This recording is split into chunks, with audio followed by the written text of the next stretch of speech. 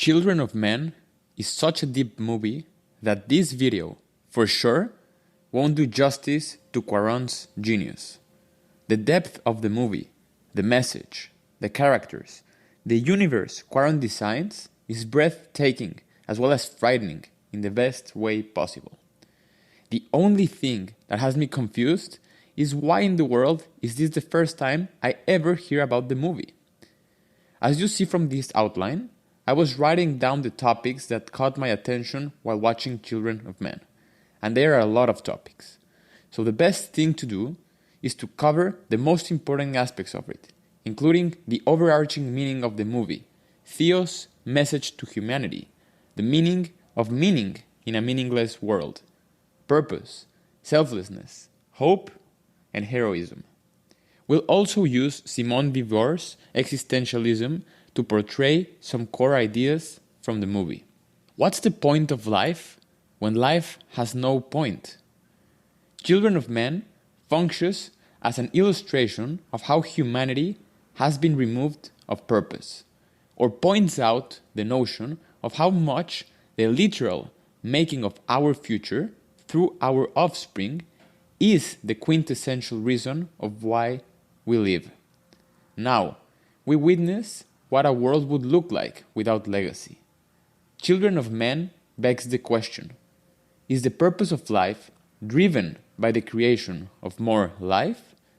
What happens when we cannot create a future? Can we replace children as our driver of purpose with politics, ideologies, war, the creation of new enemies, such as illegal immigrants, creating heroes from nothing, just like baby Diego?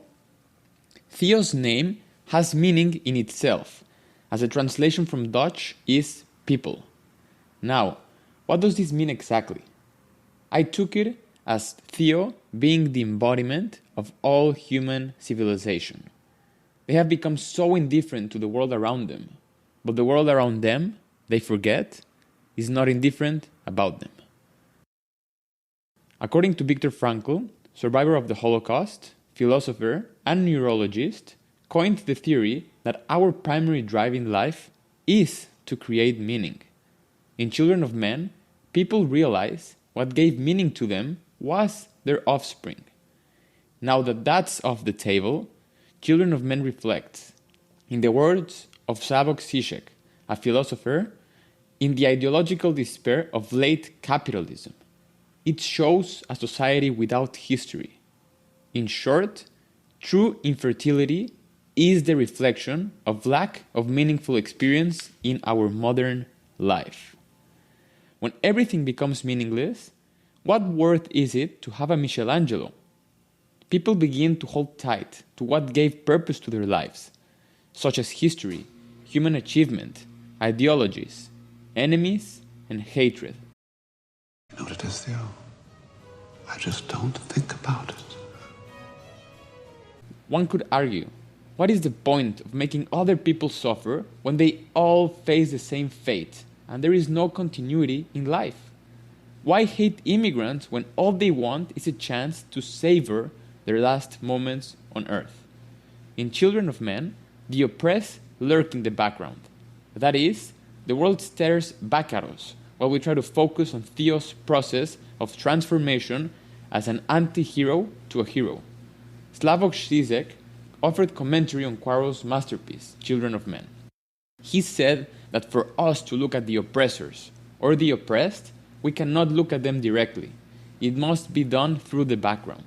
If we stare at it directly for more than 5 seconds, we would want to destroy them rather than to save them, as it causes discomfort.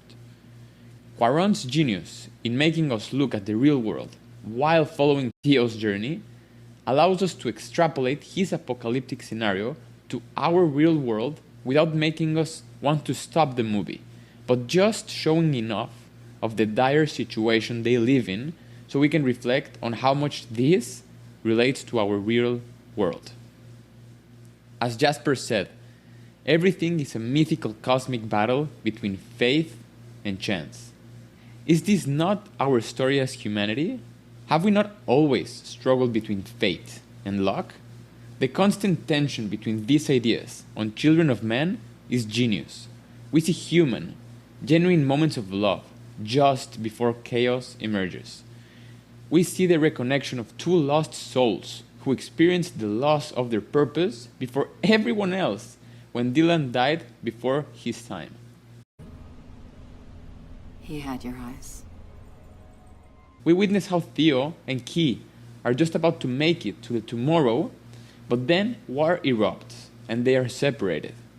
We see how all humanity realizes that a baby was born, the first baby in 18 years, and hate stops as love and purpose emerge. But then chaos erupts again. Finally, we see Theo and Key in the boat, just minutes of being rescued, but Theo does not make it. Fate and chance portrayed by Cuarón is a very striking feature of the film.